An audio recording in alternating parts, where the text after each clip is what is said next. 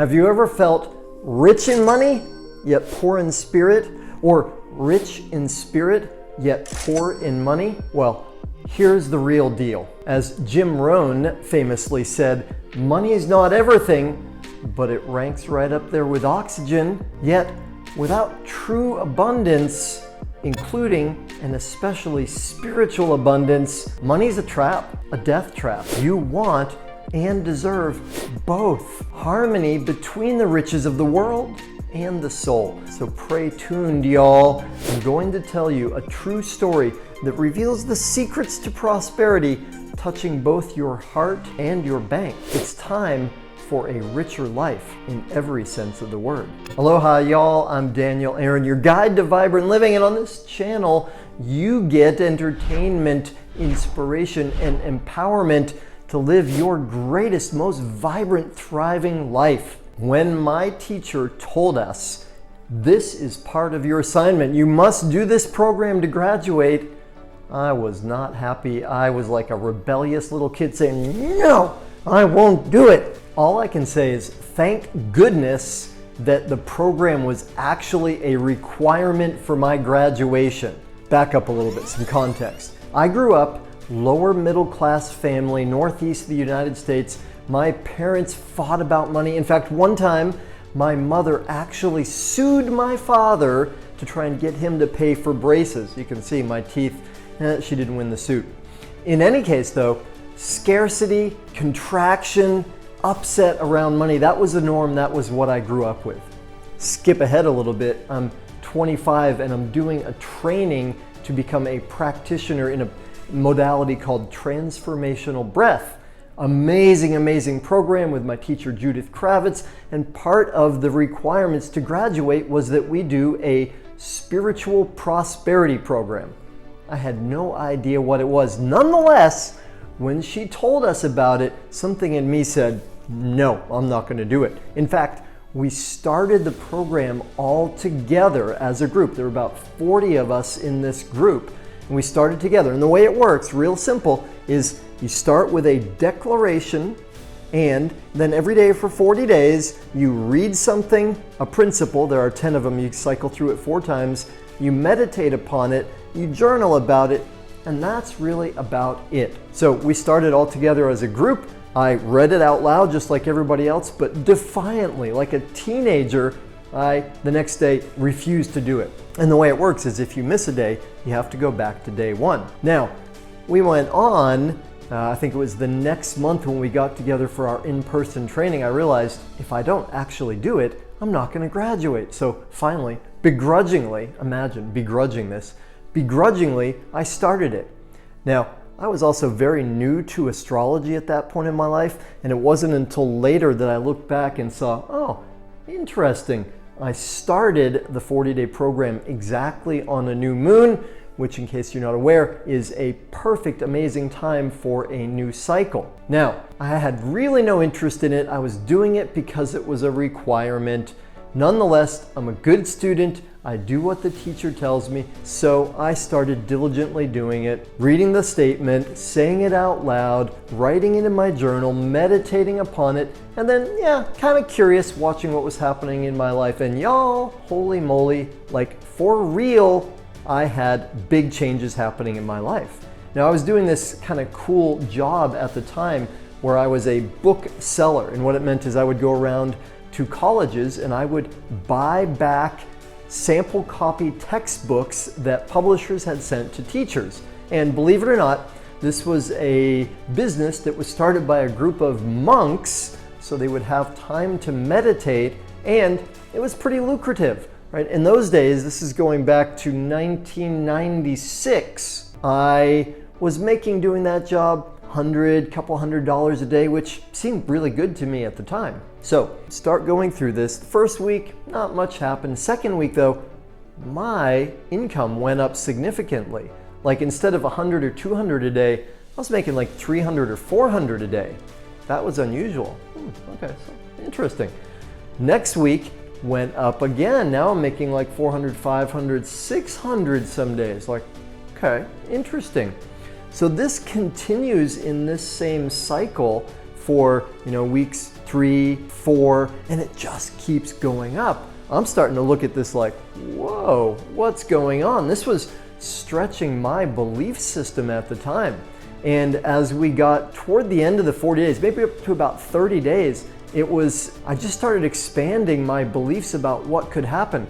And I had a bunch of friends that wanted to make money, so I said, hey, I can teach you how to do this. You could start doing this. So not only did I enlist them, enroll them in it, they didn't have the cash for it, so I started pulling out lots of money from the bank. So I have this crystal clear memory of me during this time. I was living in Northampton, Massachusetts, or near there, and I was going to the ATM and withdrawing $500 at a time. I had to bring a bag and a box to sort the money. I'm going in there, I was a little freaked out, paranoid about it, but I'm going into the ATM and I'm pulling out several $1,000s every day so that I can give this big wad of cash to each of the people that were going out and buying the books for me. So now they are making $300 or $400 a day, plus I'm splitting the profits with them, so I'm making an additional $300 or $400 a day. Now, this was fun. Like, I was really into it. I was doing this job so that I could make money, so that I could save a bunch, and the rest of the year I could be focused on travel and my personal and spiritual development obsession. So now, fast forward a little bit, we're up to the very last week of the Abundance program. I had finished employing my friends with it, and with another friend, we took a trip to Pennsylvania to do one last buying for the semester. No kidding. On that week, I made more money in that week than I had ever made before. Like, it went up to $1,000, $1,500, $2,000 a day. It would be like I would go to a teacher's office, and normally I'd be like, hi, my name's Daniel, I'm buying books, do you have any books? You know, and I would get there and there'd be like this huge stack of books. They're like, yeah, come on in, here you go. It was so easy, and I'm blown away by this. Now here is where it gets interesting, juicy, kooky, because we went through that whole last week, my friend James and I. We get to the end of the week, Friday afternoon in Pennsylvania, there's a big snowstorm coming. So around 2 o'clock, 1 o'clock that afternoon, we're like, all right, let's finish there. We had both made so much money, we were blown away. Now I'm thinking still in my old ways, and I decide, all right, well, I'm gonna drive home. Pennsylvania to Massachusetts, maybe it was an 8-hour drive, something like that. It was just starting to snow, not too bad, but I'm thinking, I'm just gonna get home. Okay, I wanna get home. And I drive 3 hours, maybe 4 hours, and at this point I'm getting tired. The snow's coming down more, and here's the thought. I'm gonna pull over to a gas station, get a big cup of tea, caffeine, and then I can power through and make it home. What do you think was driving that thought? Exactly. Scarcity. I didn't want to pay for a hotel room. I had just made more money that week, like, I don't know, probably close to $6,000 that week than I had ever made in such a short period in my life. And I'm willing to risk my life, tired, driving through a snowstorm in order to save $50 on a hotel. So thank goodness, Spirit shined upon me, and I got back in my car, started driving, I started nodding again, and then it hit me.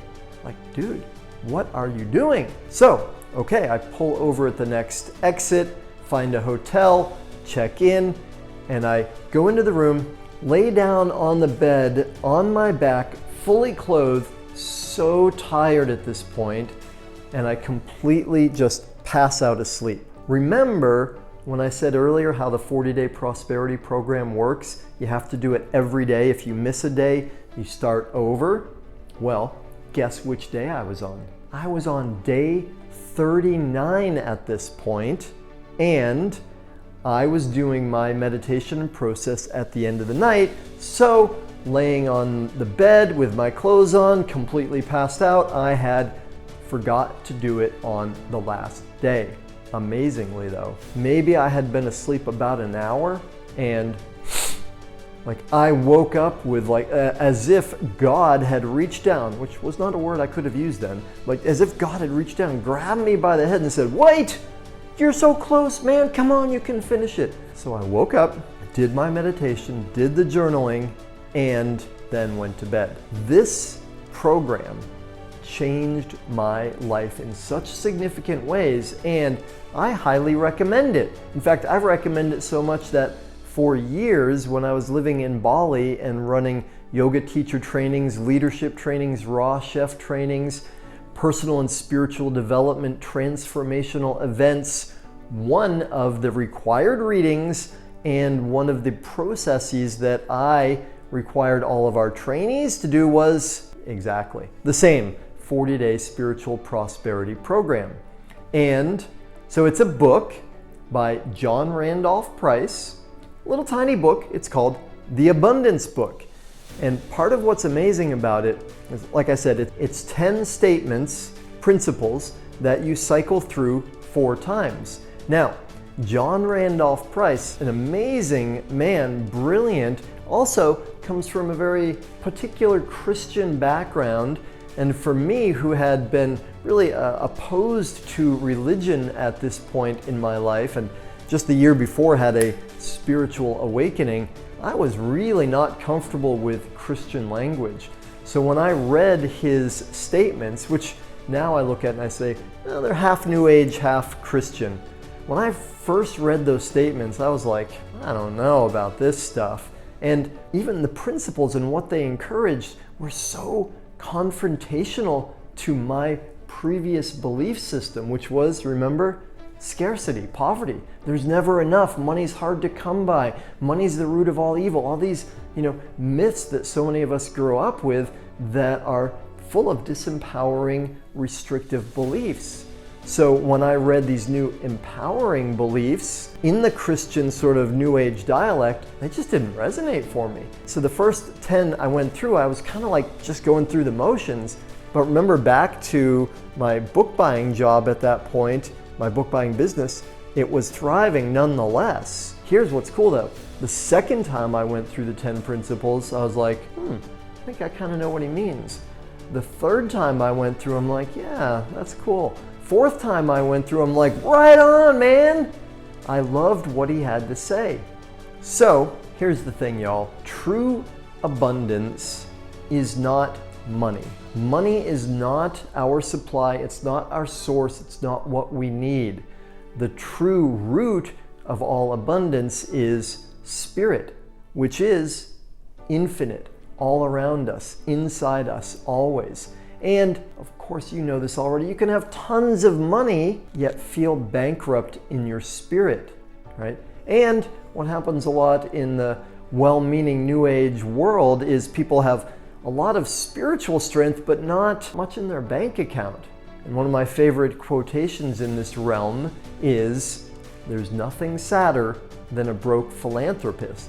So part of why I'm making this video is to say, especially to my spiritually oriented friends, New Age friends, woo-woo friends, it's good to have financial abundance too. That is one of the methods, that's one of the outcroppings, that's one of the mediums for abundance. Financial, emotional, friendship, right? All of these are the symptoms, the signs, the measures of real abundance, which starts with spirit. So, y'all, I could say so much more about this topic. It's a really juicy one. I'd love to hear from you in the comments. What's your relationship to money, to spiritual prosperity? Highly encourage you to grab the book. There's a link in the description for it. Go through the process. Share with me what you get out of it. I am so grateful that my teacher made it a requirement. I hope that you get a tremendous amount from it. And thank you so much for watching this video. And if you liked it, by the way, you might really like this one, and you might like this one even more. Thanks for tuning in, y'all. Aloha.